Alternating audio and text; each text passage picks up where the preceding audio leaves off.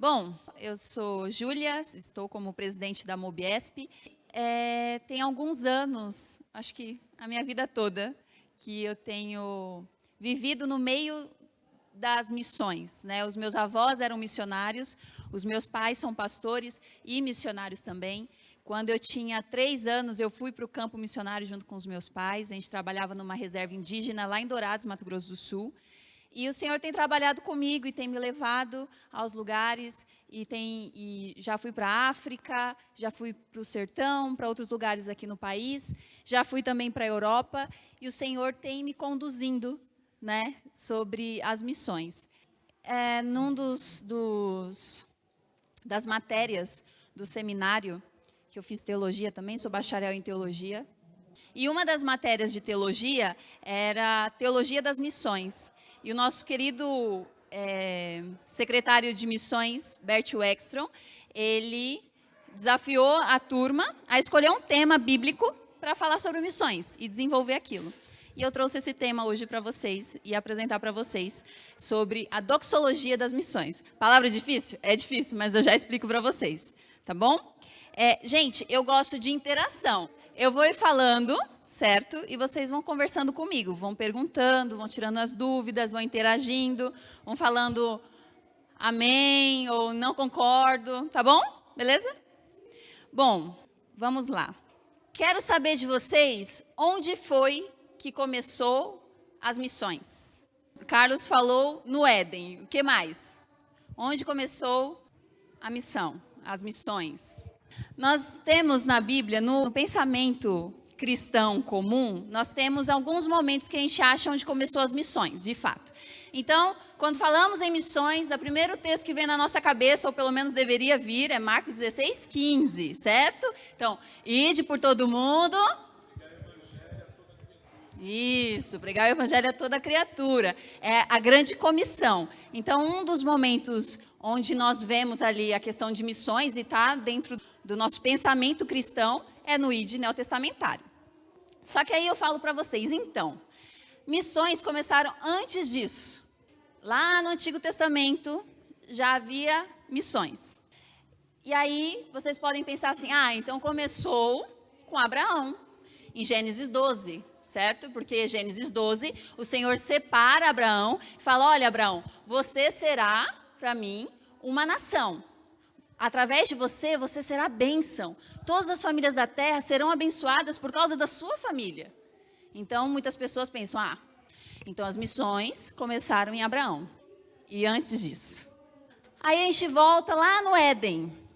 E a gente pensa assim, as missões começaram por causa da queda. Porque o homem pecou e nós precisamos de um plano B.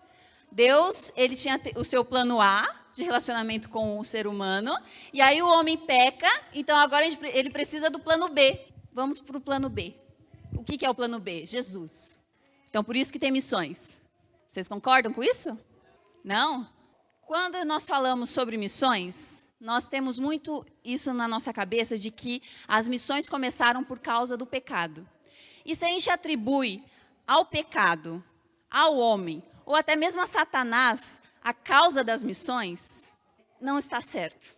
Porque missões é algo tão maravilhoso que o Senhor Deus começou, que não daria para atribuir a Satanás, nem ao pecado, nem ao ser humano, uma coisa tão maravilhosa que foi Deus que fez. A missão do ser humano é muito mais importante do que o pecado. E a missão do ser humano começa muito antes do pecado, começa em Gênesis 1. E eu vou falar para vocês sobre isso. Só que antes de falarmos o que são as missões, ou o que é missões, quando a gente está fica meio, parece que não está conjugando certo, né? O que é missões. Só que quando a gente fala sobre missões, é uma palavra que a gente acaba falando o que é missões, a missão, entendeu? Então, não estou falando errado não, tá? No meio missiológico é assim que a gente fala. Enfim, o que não são as missões? Ação e justiça social. Por que não?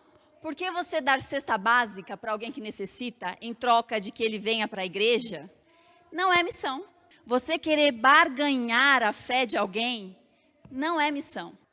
Você ir para um lugar, por exemplo, para a África, e levar doações, isso não é missão. Há pouco tempo nós tivemos uma grande polêmica, porque uma famosa, que eu não vou falar o nome, mas vocês conhecem, ex-namorada de um jogador famoso, sabe? Aquela, ex-namorada de jogador famoso, uma vez ela foi lá para uma base da Giovanni Si, na Angola. Ela foi como voluntária. E aí, uma outra amiga dela, que também era da rede gospel, assim, e agora tá mais para lá do que para cá, falou que ela era missionária, porque ela foi até a África fazer boas ações e não sei o quê. Não é porque a famosa foi numa base missionária e ajudou crianças carentes que ela é uma missionária. Então, nós irmos para o sertão, para a África, ou para qualquer lugar carente, ou até mesmo aqui, na cidade, e você dar uma cesta básica, você fazer a parte assistencial, isso não são missões. Isso não é a pregação do evangelho. Isso não é missão, tá? Faz parte das missões? Com certeza, porque a palavra fala, como você vai despedir o seu irmão com a barriguinha dele vazia? Não tem como a gente fazer isso. Existem pessoas que realmente precisam dessa assistência. Só que é necessário que se pregue a palavra.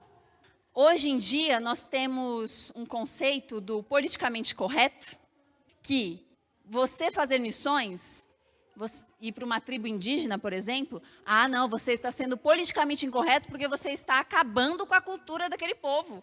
Você está colonializando aquele povo. Você não pode fazer isso.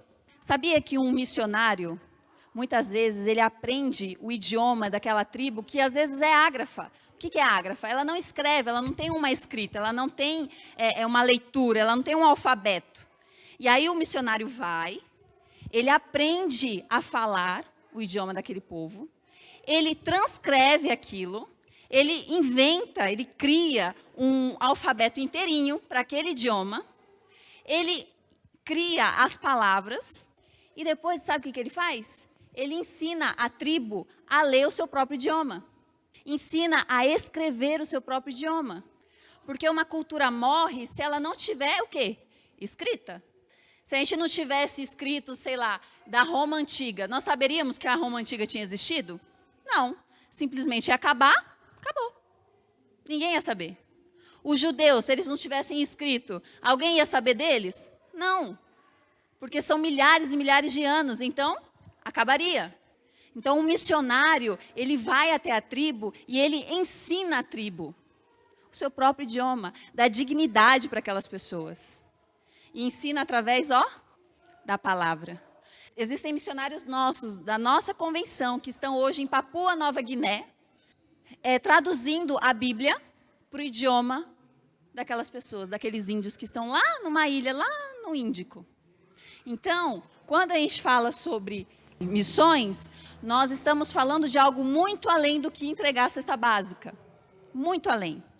Nós não estamos indo para colonizar ninguém, para acabar com a cultura de ninguém, mas sim para levar Jesus para aquelas pessoas, apresentar Jesus para aquelas pessoas. Se você dá uma cesta básica, mas não fala de Jesus, não adiantou de nada. O que missões não são? Libertação sociopolítico-econômica. Hoje, está embebido algumas teologias em ideologias mundanas. Ideologias que vão contra a palavra de Deus, que nada tem a ver com a Bíblia. Vocês são jovens, vocês sabem do que eu estou falando. Então, são ideologias que vão contra a palavra do Senhor e que muitas vezes estão entrando dentro da nossa teologia. Então, querem fazer uma libertação sociopolítica econômica. Então, missões nós temos que libertar, nós temos que dar liberdade para essas pessoas, e nós temos que, a luta do mais fraco contra o mais forte, porque missões tem que ensinar a mulher que ela é igual ao homem, porque não sei o quê. Aí vão pegando essas pautas sociais, sabe, todas elas, e vão colocando dentro das missões, falando que aquilo é missão.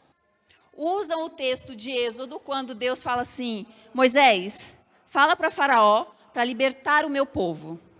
Já li livros de missões que o escritor falou assim, que Deus falou para ser liberto o povo, os hebreus do Egito, porque eles eram uma minoria étnica.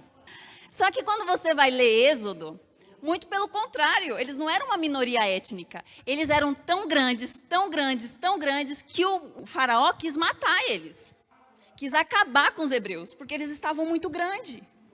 Então, não, vamos acabar com esse povo, porque eles vão vir sobre nós, vão guerrear contra nós. Eles esquecem a segunda parte do versículo. Liberte o meu povo para que eles me adorem, ou façam uma festa para mim no deserto. Essa era a intenção do Senhor. Não só a libertação do povo, mas a adoração ao nome dele. Então, esquece essas ideologias mundanas que não vêm do Senhor, que são contra a palavra de Deus. Que nada disso. Nós não precisamos de ideologia. Nós não precisamos do que prega aí fora. Nós precisamos da Bíblia. A Bíblia fala para a gente como tratar o pobre. A Bíblia fala para a gente como o homem deve tratar a mulher. A Bíblia fala para a gente como a mulher deve tratar o homem. Fala como nós devemos cuidar dos órfãos, das viúvas, do estrangeiro. Então nós não precisamos de uma ideologia feita por homens, cheia de pecado, e falar que aquilo é missão, porque não é. Seguimos. Missões não são, ou missões não é apenas um mandato cultural. O que é um mandato cultural? Deus, ele criou Adão e Eva, e aí lá em Gênesis 1 ele fala assim, olha Adão, você vai ter domínio sobre a terra, você vai cuidar da terra, você vai lavrar isso daqui, você vai ter domínio sobre os animais, e você é responsável pela natureza. Hoje, as pessoas dão mais importância para plantas e animais do que para pessoas, para seres humanos. Muita dessa ideologia tem entrado dentro das teologias também, da teologia. E daí as pessoas querem salvar as baleias, porque Deus ordenou. Querem salvar a Amazônia, porque Deus ordenou. Existe hoje pai de planta, mas assim, é num sentido que se preocupa mais com a plantinha, mais com os animais, do que com o ser humano. Eu vi esses dias um vídeo das pessoas fazendo uma corrente para as tartaruguinhas que estavam eclodindo, irem para o mar. Ai, que lindo, maravilhoso. Só que essas mesmas pessoas, se você pergunta sobre o aborto, elas, não, pode abortar. E isso tem entrado dentro da igreja. As pessoas acham que isso é missão. Você cuidar da natureza. Não que não seja, ok? Nós temos que cuidar da natureza? Sim. O Senhor falou que a gente deveria cuidar? Sim. Mas isso não é o primordial. Não é o que Deus mandou a gente fazer no sentido de mais importante. Temos que fazer? Cuidar das plantas? Com certeza, tem emprego para isso. Temos que cuidar da natureza? Salvar as baleias? Temos, claro. Mas não é o primordial, não é o mais importante. Isso não são missões. Então, assistencialismo não são missões. Ou não é missões.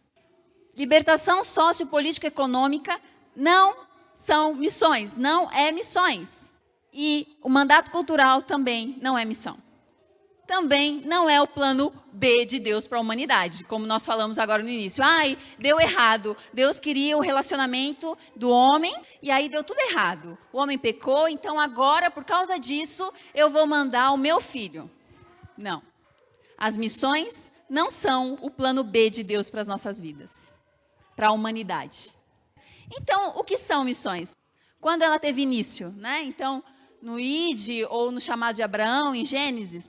Antes de eu falar onde teve esse início, falar rapidinho da palavra doxologia, que ela é uma junção de duas palavras. Então, doxo, glória, e logia, palavra ou estudo. E também é uma declaração poética para a glória de Deus. Então, assim, quando nós lemos um salmo, aquele salmo é quando é de louvor, né? É uma doxologia ao Senhor. É onde se usa palavras, poemas, louvores, igual vocês, os músicos, fazem, para adorar ao Senhor, ok? Doxologia? Então, doxologia, ela é muito importante no culto. Então, quando os meninos estão louvando ao Senhor, o que eles estão fazendo? Levando a igreja a adorar ao Senhor.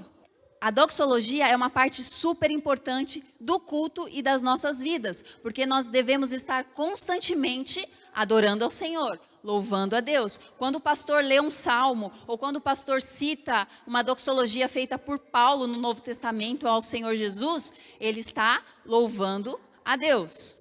Então, Júlia, você falou que missões não são um monte de coisa, falou que não é no neotestamentário que começou, nem no chamado de Abraão e tal. Onde que começaram as missões, então? Quando que tudo isso deu início? Se não é por causa do pecado, onde que foi? Gênesis 1. Quando nós lemos o relato de Gênesis 1, da criação de todas as coisas, nós conhecemos aonde começaram as missões. Por quê? Deus traz tudo à existência, porque antes do princípio não existia nada, só o Senhor Deus. E daí ele traz tudo à existência com a sua palavra. Então ele vai criando todas as coisas. Quando a gente lê o texto atentamente, nós vemos que ele cria, certo? Ele traz a existência e depois ele separa aquele elemento e dá uma finalidade para aquele elemento. Vou explicar para vocês. Por exemplo, ele cria lá no quarto dia elementos da natureza, os luzeiros do céu, né? Então sol, lua e estrelas. Aí o Senhor separa. Quando a gente fala sobre separação na Bíblia, está ligado com santificação. Então, santidade significa separado. Quando a gente falava sobre um sacerdote, ele era separado, ou seja, ele era santificado para o trabalho dentro do tabernáculo ou do templo.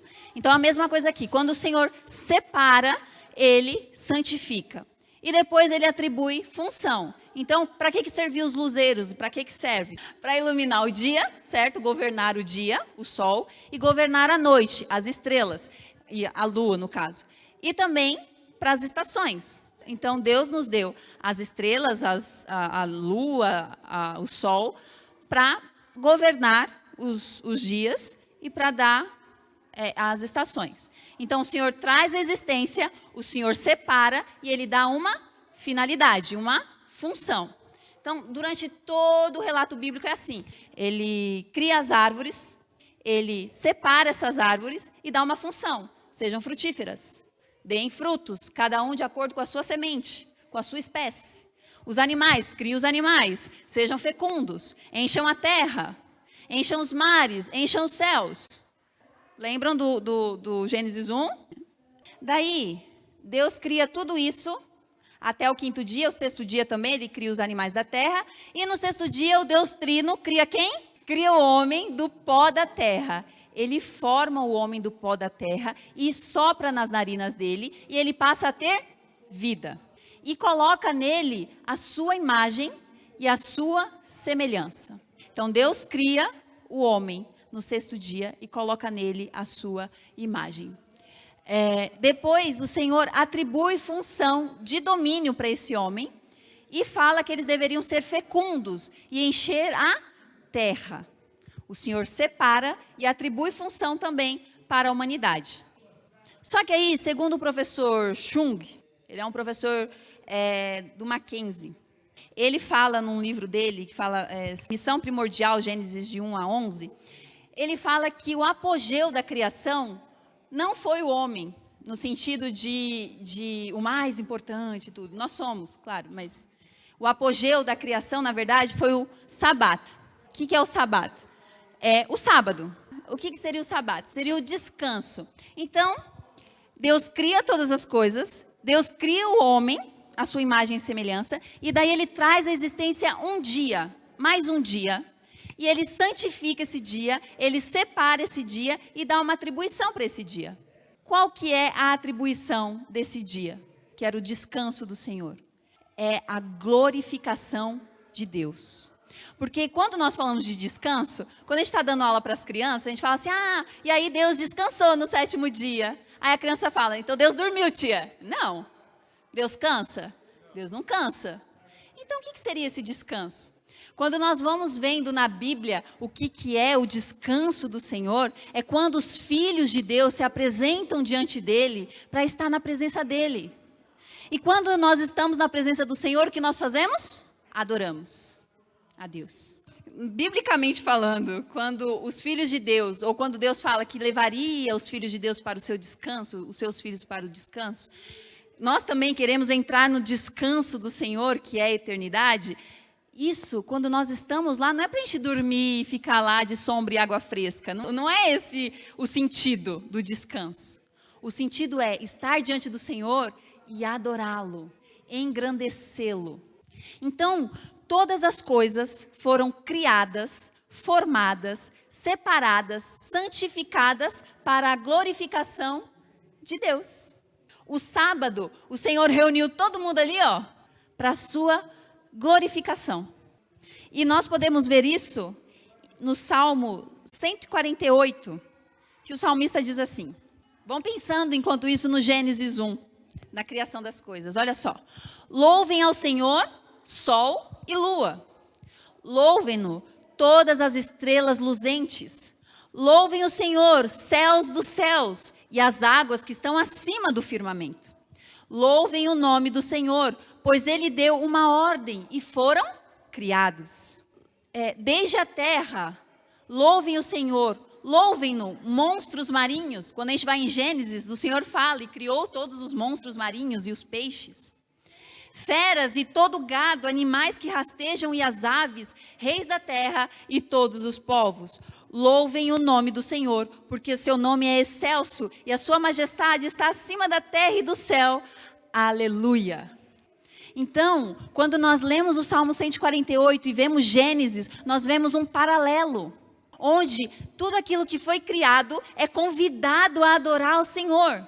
Então, louvem ao Senhor, sol e lua. Louvem ao Senhor, estrelas. Louvem os animais marinhos, os animais terrestres, aves, homens, reis. Louvem ao Senhor, que está nos céus. Louvem ao Senhor.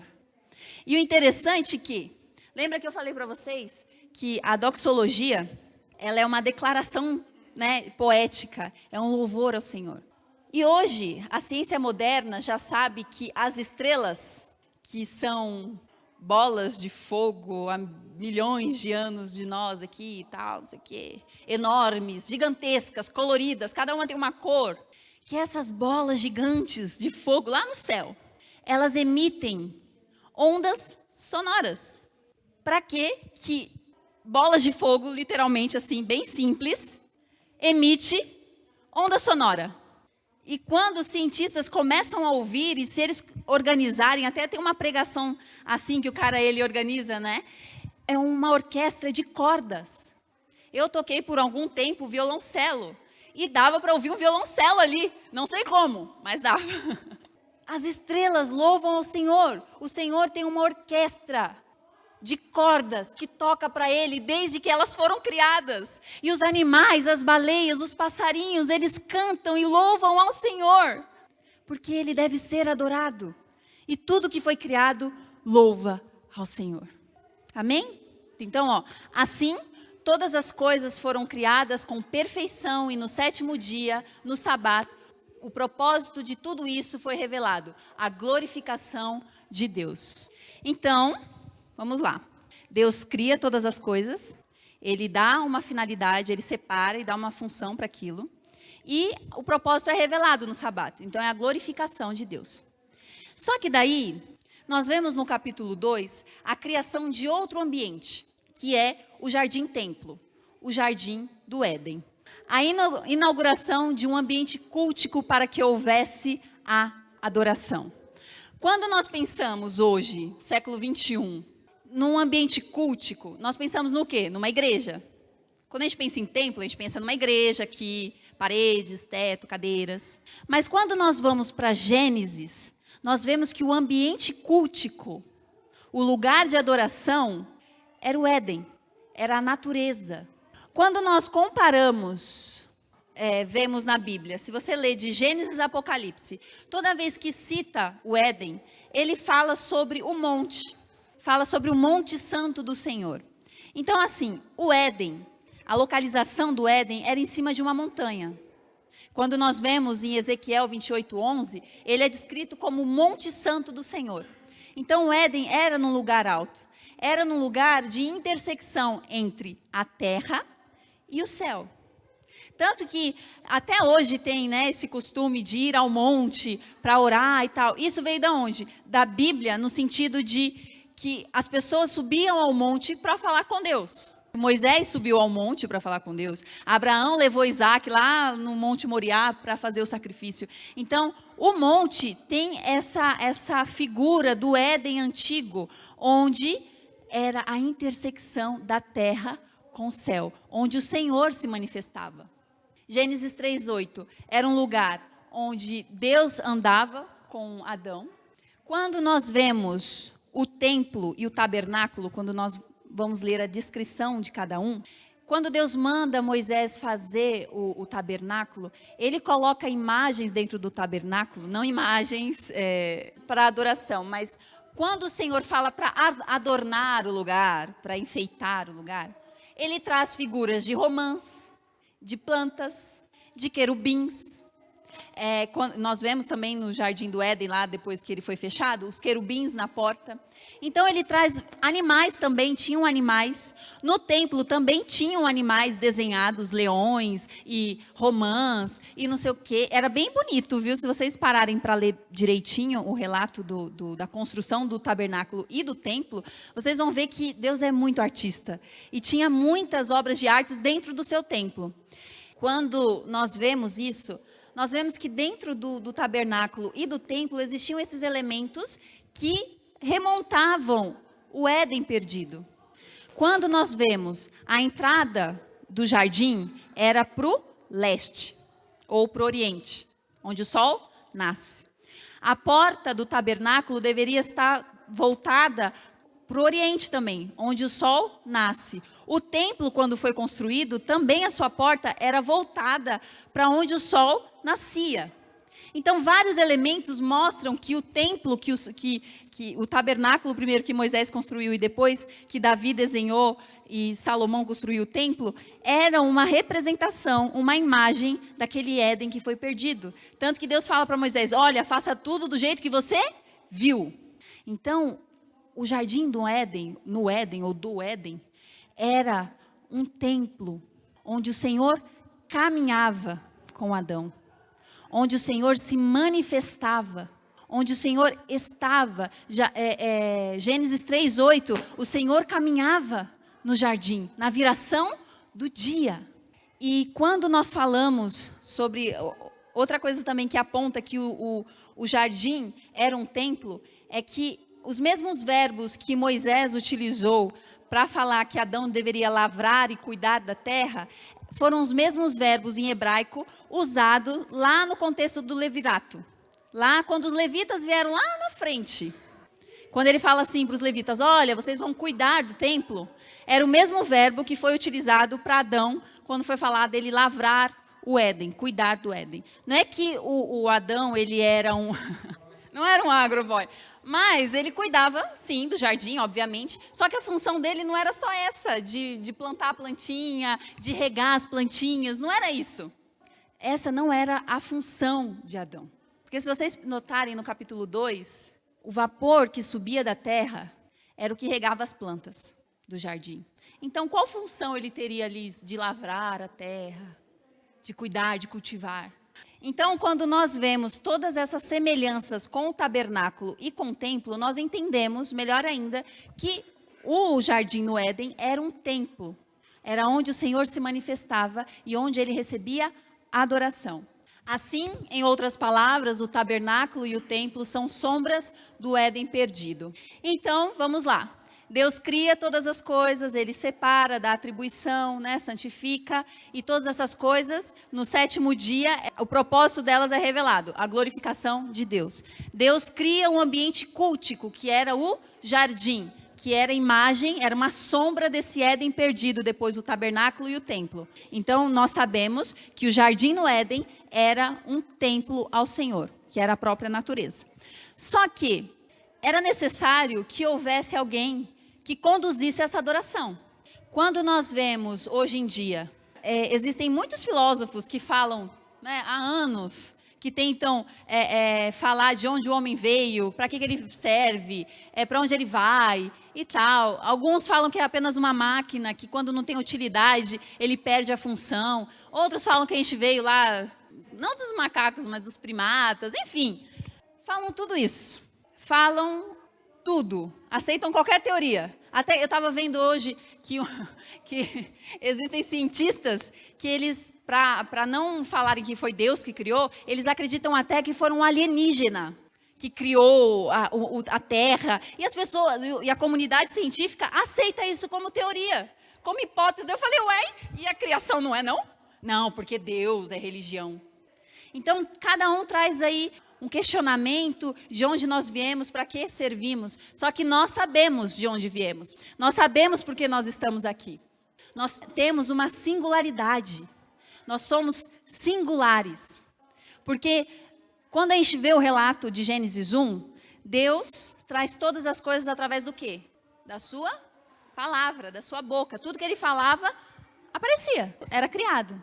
Só que quando ele foi criar o homem, o que ele fez? Do pó da terra. Com as suas próprias mãos ele formou. E foi formando o homem daquele barro. E depois soprou a vida ali. A sua própria vida. E aquele boneco de barro passou a existir. Se tornou alma vivente. O Senhor colocou em nós a sua imagem, a sua semelhança. Para que ele fez isso? Para que nós fôssemos representantes dele aqui na terra. Ah, tá, então Deus tem 2 olhos, um nariz, uma boca. Não, Deus é espírito, Deus Pai é espírito. Mas ele colocou em nós a sua imagem. Nós temos intelecto porque Deus tem. Nós amamos porque Deus ama. Nós sabemos o que é justo e o que é injusto porque Deus é um Deus justo. Nós queremos muitas vezes promover a paz porque Deus é paz. Então, tudo aquilo que ele tem, que é compartilhado, né, porque tem atributos que só ele tem, que não dá para ser compartilhado com o homem. Então, onipresença, onisciência e onipotência são coisas que, eternidade também, são coisas que Deus não compartilha, não é compartilhado com a gente. Nós somos perpétuos, mas não somos eternos, porque eterno não tem começo nem fim. Nós tivemos um início, ok? Não teremos fim. Mas todos esses atributos que ele podia compartilhar com a gente, ele compartilhou e colocou em nós a sua imagem e semelhança, para que nós fôssemos seus representantes. Só que o homem, ele não foi criado como um recipiente para carregar a imagem, como esse copo cheio d'água. Não foi para carregar. Ele é essa imagem, ou pelo menos era, a imagem fiel de Deus. Existem alguns teólogos que propõem que Adão e Eva, eles tinham um halo de luz sobre o seu corpo. Que daí, quando eles pecam, esse halo se apaga.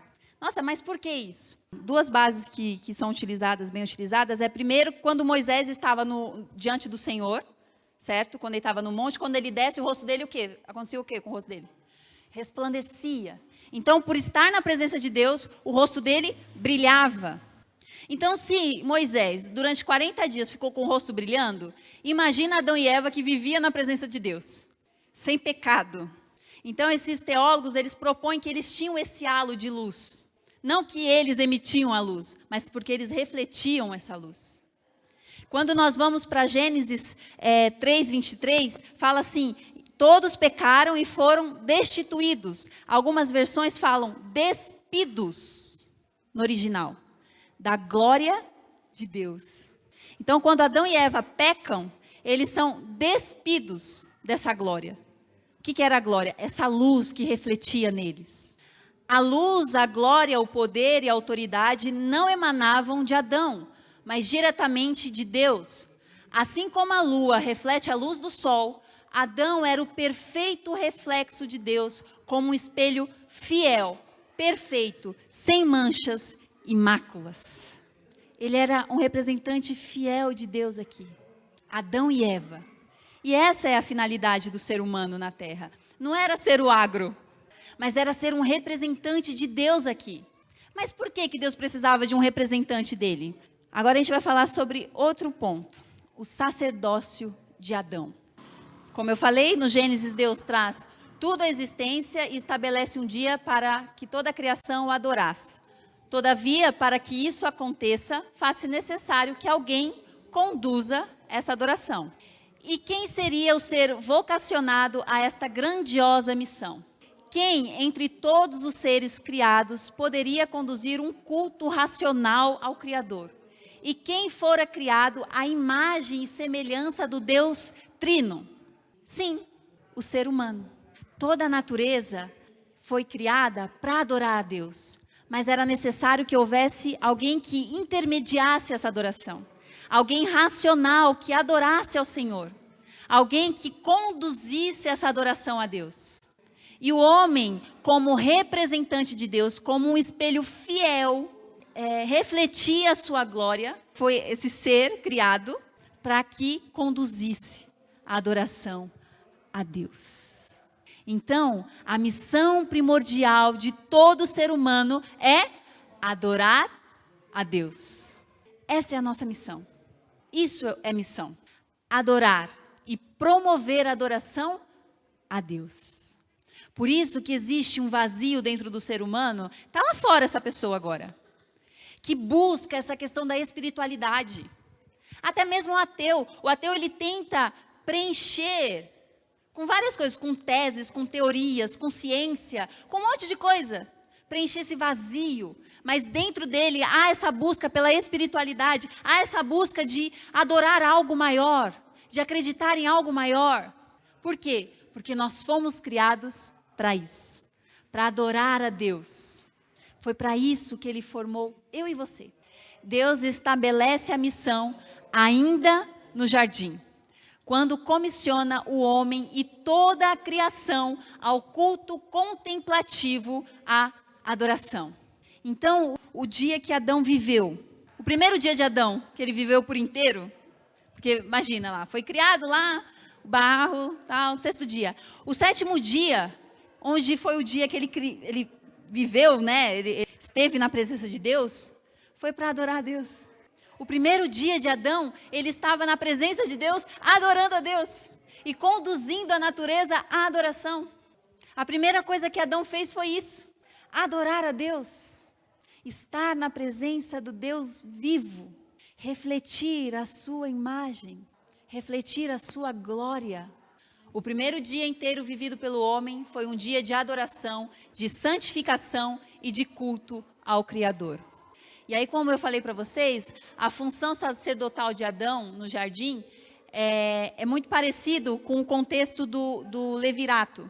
Então, as palavras, né, os verbos, abad, que no hebraico é cuidar e guardar, foram utilizadas por Moisés para falar sobre o cuidado que Adão tinha no jardim e depois para os sacerdotes lá na frente, como os sacerdotes, os levitas, deveriam cuidar do tabernáculo e do templo.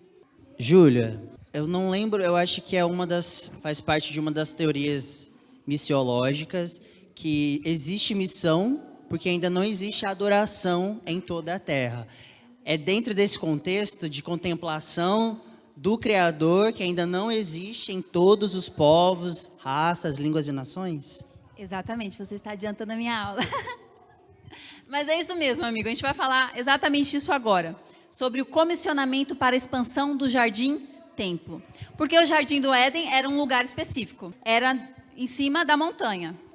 E aí, para Deus, toda a criação se tornaria o seu templo sagrado à medida que o Jardim do Éden, o Monte Santo, sofresse expansão pelo sacerdócio do ser humano. Daí nós vemos a missão sendo revelada, né? Deixando pai e mãe e unindo-se à sua mulher. Prestem atenção nisso, ó.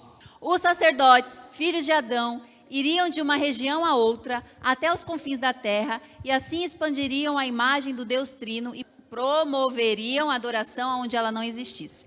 Olha só, então nós tínhamos o Monte Santo do Senhor, ok? O jardim. E ali estava Adão e Eva. Quando nós lemos Gênesis 2, um pouquinho antes ali do 3, ele pega e fala assim, portanto deixará o homem, seu pai e sua mãe. Tá. O que acontece? À medida que os filhos de Adão fossem se casando, não era para eles ficarem lá no jardim, com o papai e com a mamãe. Era para eles saírem desse jardim e ir para outro lugar no mundo. Então, o que aconteceria? O homem e a mulher iriam deixar a sua família, iriam se unir e iriam para outro lugar. E assim, a imagem de Deus, lembra que eles eram os representantes de Deus na terra? Essa imagem, essa representação, esse espelho, iria para outro lugar. Quando chegasse nesse lugar, ele ia fazer o quê? Promover a adoração. Aí outro filho de Adão e Eva iria se casar e iria para outro lugar. Aí os netos de Adão e Eva iriam se casar e iriam para outro lugar. E eles iriam fazendo esse movimento de ir de um lugar a outro, promovendo a adoração ao Senhor. E qual nome poderia ser dado a este movimento de ir de região em região, promovendo a adoração ao Senhor, senão missões? Então, a missão do ser humano é adorar a Deus e promover a adoração. Então, Deus comissiona o homem e a mulher a irem por todo o mundo, do Jardim do Éden aos confins da terra, para promover a adoração em todo o mundo. Abacuque fala que para que a terra seja cheia do conhecimento da glória de Deus, assim como as águas cobrem o mar. Então, por toda parte onde houvesse humanidade, deveriam ter representantes de Deus, espelhos perfeitos, sem máculas, refletindo a glória de Deus e promovendo a adoração ao Deus Trino. E aí, só que durante esse período aí, o que acontece? O homem peca, há a queda. O homem abandona a sua missão primordial, abandona aquilo que Deus tinha entregue para ele e busca algo mais fácil. Ele tinha a imagem de Deus, só que aí a serpente fala para ele, você vai ser igual a Deus, hein? E aí o que eles preferem? Comer do fruto e serem iguais a Deus. Acreditando nisso, né? Porque nós não somos iguais a Deus. Nunca poderemos ser. Então eles abandonam a missão primordial de Deus por uma mentira, por uma distorção da palavra de Deus, e ali eles pecam, eles caem, eles são despidos da glória de Deus. Aquele halo que tinha, que refletia a luz do Senhor, se apaga. E aí eles se veem, sentem vergonha e se escondem. Então, eles se escondem porque estavam com vergonha, porque nunca tinham se visto daquela forma. E aí, quando o Senhor vai até o jardim, na viração do dia, cadê Adão? Adão está escondido, Eva está escondida. E aí eles vão, fazem uma roupa de folhas, enfim, vocês conhecem a história. E aí Deus começa a trazer as consequências desse pecado. E aí, quando chega na serpente, Deus fala que teria inimizade entre a serpente e a descendência da mulher, mas que um dia o descendente da mulher iria pisar na cabeça da serpente e essa lhe feriria o calcanhar. Quando uma serpente venenosa morde, ela injeta veneno, então a pessoa morre. Mas o nosso Senhor Jesus, por não ter pecado, a morte não tinha poder de segurá-lo. Então ele ressuscita. E daí ele traz o ID neotestamentário. Qual que era o propósito? Comissionados para promover a adoração a Deus aonde ela não existe.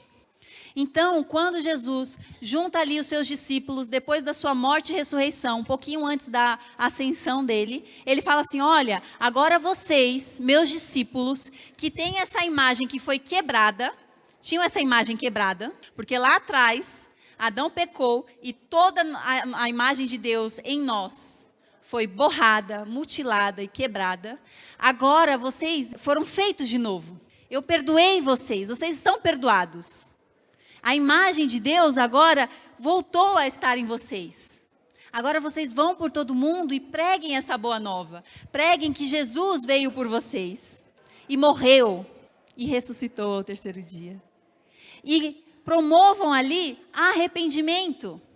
E promovam ali adoração. As missões, elas nascem em Deus e voltam para Deus. Quando nós saímos da nossa casa, do nosso conforto, do nosso país, de onde quer que nós estejamos, para ir para outro lugar, promover a adoração, essa adoração está voltando para Deus. Nós nos locomovemos, nós nos movemos para que Ele receba a adoração. Então as missões começaram nele e se voltam para Ele. A adoração ao Deus Trino sempre foi, é e sempre será a missão do ser humano, homem e mulher. Jesus morreu na cruz para restaurar a imagem de Deus no homem que fora borrada e mutilada pelo pecado. para que a humanidade se tornasse novamente sacerdócio real e embaixadora, representante do Deus vivo. Pedro fala isso. E pudesse assim se tornar uma doxologia viva, anunciando às nações a glória de Deus. Então é por isso que nós fazemos missões. Nós não fazemos missões para dar cesta básica. Nós não fazemos missões para libertar as pessoas, dar uma libertação sociopolítica econômica. Nós não fazemos missões para salvar as baleias. Nós não fazemos missões porque isso é o plano B de Deus. Não, nós fazemos missões porque isso foi nos dado lá na criação de tudo. Lá em Gênesis 1, antes do pecado, antes da queda. Que o nosso propósito, a nossa missão como homem e mulher é adorar a Deus e promover a adoração ao Criador. Então, se você não adora a Deus, se você não promove a adoração a Deus, você está falhando na sua missão. Nós falhamos quando não adoramos a Deus e quando não promovemos essa adoração. Mas, Júlia, como que eu promovo a adoração a Deus no meu trabalho? Sendo um cristão ético, sem ficar de tititi, sem roubar o tempo da empresa, com as suas ações, você mostrando ali que você é um cristão, que você tem a imagem de Deus. Quantas pessoas já não olharam para você e falaram assim, nossa, você tem um trem diferente, tem um brilho diferente em você. Sabe o que é isso? É a presença do Espírito Santo. Nesse momento você tem que falar assim, glória a Deus, é o Espírito Santo que habita em mim, ele pode habitar em você também. Como que eu promovo a adoração em outros lugares do mundo? Me disponibilizando, falando, Senhor, eu te entrego tudo. Meu trabalho, minha família, minha igreja não me prendem aqui. Mas eu entrego tudo ao Senhor e eu vou lá para os confins da terra para pregar, para promover arrependimento e adoração. Porque enquanto, meus amados, não tiver arrependimento, enquanto todos não ouvirem, enquanto todos não entenderem quem é Deus, o Senhor Jesus não volta. Todos. Mateus 24 fala que todos precisam ouvir a mensagem. E como eles vão ouvir se não tem quem pregue? E como pregarão se não há quem envie? Nós temos sim que ter o cuidado com a igreja local e trabalhar para que as pessoas lá fora venham para cá, com certeza. Mas nós temos que ter em mente que existem muitas e muitas pessoas morrendo todos os dias e indo para o inferno, porque nós não promovemos a adoração onde nós estamos. Muitas pessoas morrem sem saber o propósito de suas vidas, porque nós não estamos cumprindo a nossa missão. E o Senhor Jesus, quando ele foi aos céus, quando ele voltou para o Pai, ele falou, ide por todo mundo, pregai o evangelho a toda criatura. E esses sinais acompanharão aqueles que creem em meu nome.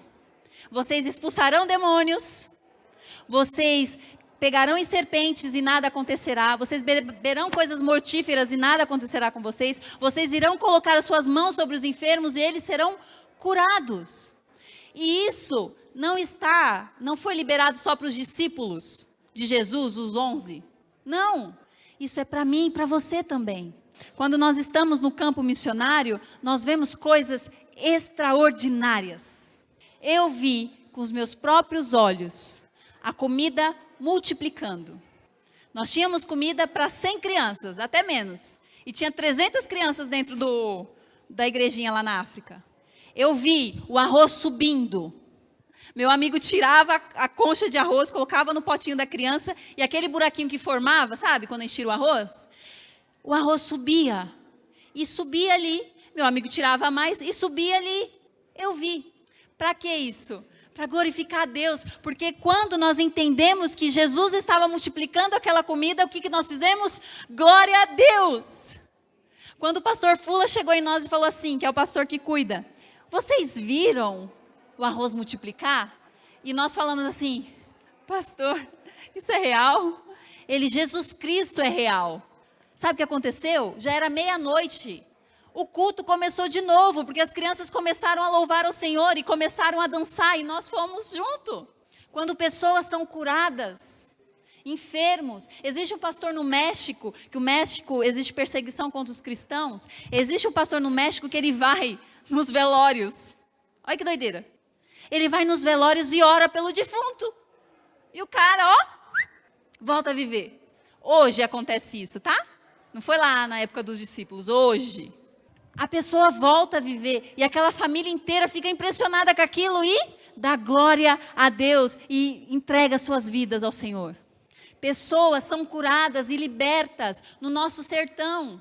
Oramos por pessoas que foram curadas. Sabe aquela passagem do homem que tinha a mão ressequida? Vivia algo semelhante.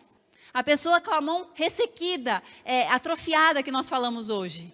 E a mão dele voltou. E nós demos glória a Deus. Quando a comida é multiplicada no sertão, na África, nós damos glórias a Deus. Quando uma criança é curada do câncer, nós damos glórias a Deus. Quando uma pessoa entrega o seu coração a Jesus, nós damos glória a Deus. E rendemos glória ao seu santo nome. Porque quando Isaías viu o trono de Deus, ele viu os serafins. E eles voavam e com duas asas cobriam seus rostos e com as outras duas os seus pés e voavam. E eles cantavam: Santo, Santo, Santo é o Senhor dos exércitos. Toda a terra está cheia da tua glória. Essa é a nossa missão. Glorificar a Deus. Sabe por quê? John Piper. Nós temos que entender que manter sempre nos nossos corações que o fundamento das missões é a salvação por meio de Jesus, mas o seu propósito é render glória ao santo nome de Deus. Então, a sua fundação, imagina uma casa, é a salvação, mas o que a gente constrói em cima disso? A glorificação, porque uma pessoa só glorifica a Deus quando ela se arrepende dos seus pecados, quando ela entende que ela é pó e que ela precisa do Senhor. E aí, John Piper, ele fala no seu livro, Alegrem-se os povos, que tudo aqui vai se acabar. Tudo isso aqui vai se acabar. Cadeira, pregação, tudo vai se acabar.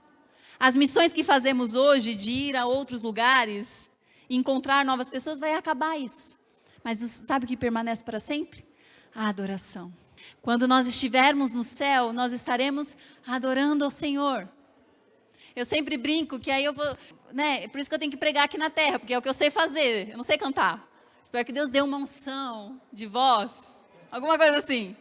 Mas estaremos lá na presença de Deus, andando lado a lado com o Senhor, como Adão fazia lá no Éden, e iremos adorá-lo para todo o sempre.